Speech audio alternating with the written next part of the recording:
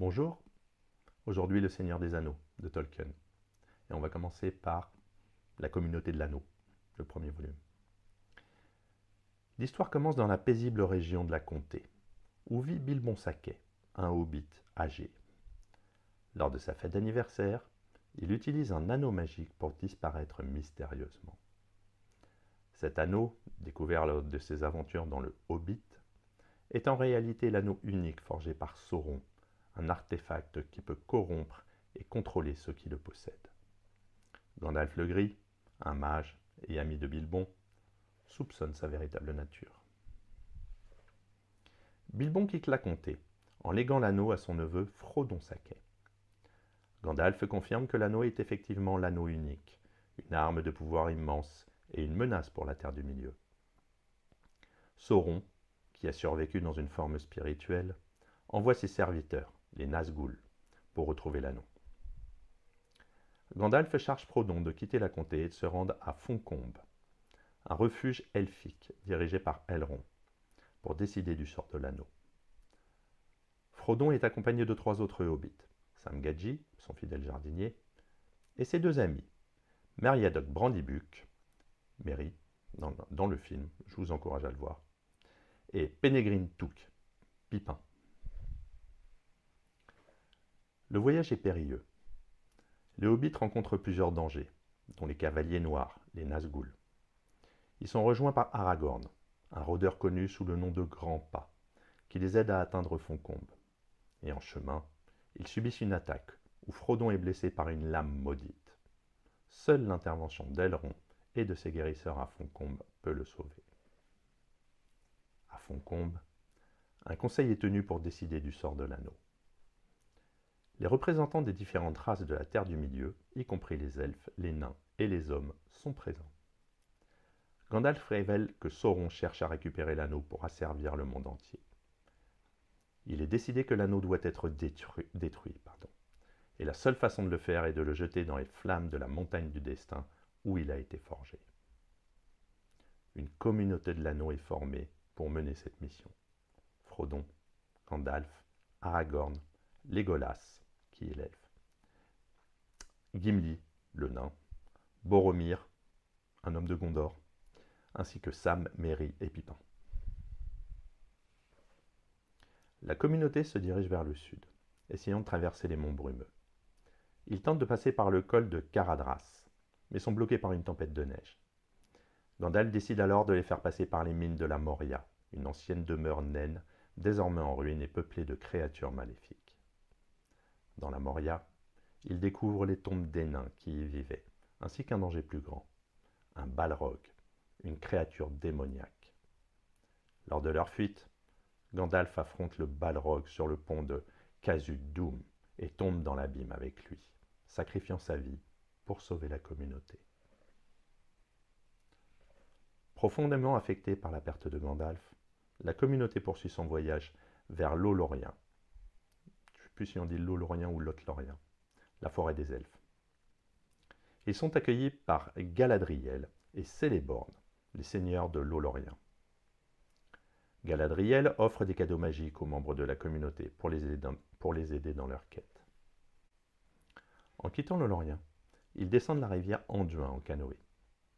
Boromir, corrompu par l'anneau, tente de le prendre à Frodon. Réalisant que l'anneau met en danger ses compagnons, Frodon décide de poursuivre seul la quête. Sam refuse de l'abandonner et l'accompagne. La communauté se disloque, Merry et Pipin étant capturés par les orques, tandis qu'Aragorn, Legolas et Gimli décident de partir à leur recherche. Le deuxième volume s'intitule Les Deux Tours. Aragorn, Legolas et Gimli se lancent à la poursuite des orques, qui ont capturé Merry et Pipin. Leur quête les mène à travers les plaines du Rohan, le royaume des Rohirrim, un peuple de cavaliers. En chemin, ils rencontrent Éomer, le neveu du roi Théoden, qui les informe que son groupe a détruit la bande d'orques. Cependant, Merry et Pipin ont échappé à la mort en se cachant dans la forêt de Fangorn.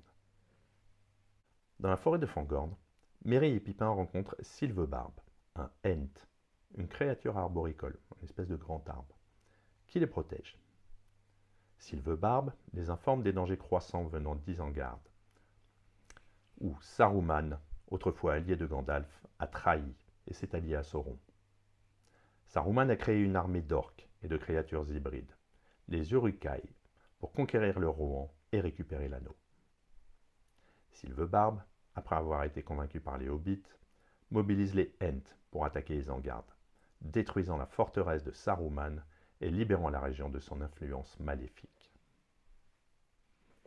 Aragorn, Legolas et Gimli arrivent à Edoras, la capitale du Rohan.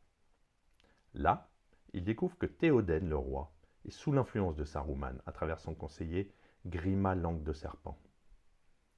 Grâce à l'intervention de Gandalf, qui revient sous la forme de Gandalf le Blanc, après avoir vaincu le Balrog, Théoden est libéré de son emprise et prend la décision de résister à Saruman. La bataille du gouffre de Helm est l'un des moments les plus épiques du roman. L'armée de Saruman attaque la forteresse, mais grâce à l'arrivée inespérée des Rohirrim, menée par Éomer et à l'intervention des Ents, les forces du mal sont vaincues. Pendant un temps, Frodon et Sam poursuivent leur voyage vers le Mordor. Ils rencontrent Gollum, une créature autrefois corrompue par l'anneau, qui les suit depuis un certain temps. Bien que méfiants, ils acceptent de laisser les guider vers le Mordor, en échange de sa promesse de ne pas leur faire de mal. Le trio traverse l'Ithilien, une région dévastée par la guerre. Là, ils rencontrent Faramir, le frère de Boromir, qui résiste à la tentation de prendre l'anneau malgré le pouvoir corrupteur qu'il exerce sur lui. Gollum conduit Frodon et Sam vers Cirith Ungol, un passage montagneux vers le Mordor. Cependant, il les trahit en les amenant dans la tanière de Shelob, une monstrueuse araignée géante. Shelob attaque Frodon et le paralyse avec son venin, mais Sam, dans un acte de bravoure, réussit à la blesser et à la chasser. Croyant Frodon mort, Sam prend l'anneau pour poursuivre la quête. Il découvre cependant que Frodon est toujours en vie, mais capturé par les orques. Sam doit alors trouver le moyen de le libérer et de continuer leur mission désespérée. Le troisième volume, Le Retour du Roi. Sam libère Frodon des griffes des orques, et ensemble, ils se dirigent vers la montagne du destin, traversant les terres désolées du Mordor. Pendant ce temps, Aragorn, ayant accepté son destin de roi, mène les armées du Gondor et du Rohan contre les forces de Sauron.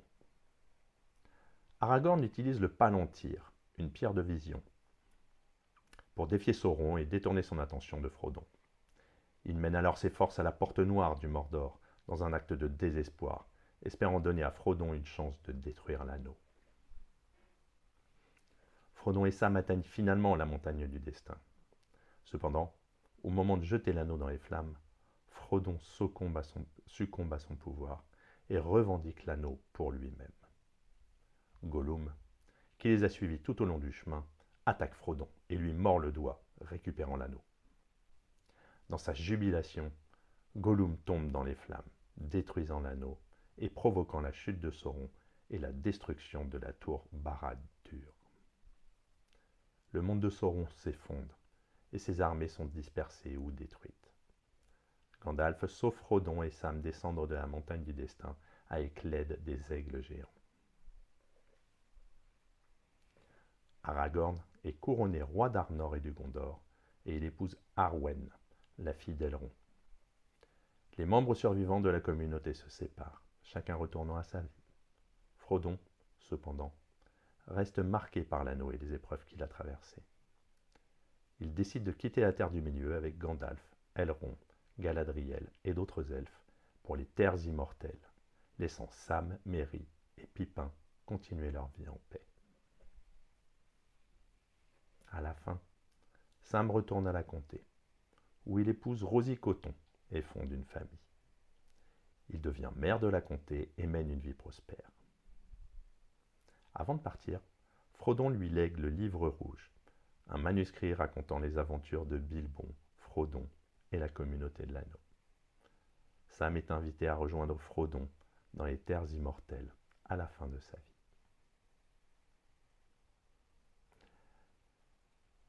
Le Seigneur des Anneaux explore des thèmes profonds, tels que la lutte entre le bien et le mal, le pouvoir corrupteur, l'amitié et le sacrifice. L'anneau lui-même symbolise le pouvoir absolu, capable de corrompre même les plus vertueux. Les personnages tels que Frodon, Sam, Aragorn et Gandalf illustrent différentes réponses à cette tentation. Le rôle du destin et de la liberté de choix est également central. Chaque personnage doit faire face à des décisions cruciales qui définissent leur caractère et l'issue du conflit. La destruction de l'anneau, montre que même les plus petites créatures, comme les hobbits, peuvent avoir un impact significatif sur le destin du monde. L'œuvre de Tolkien est également marquée par une profonde réflexion sur la nature de l'héroïsme.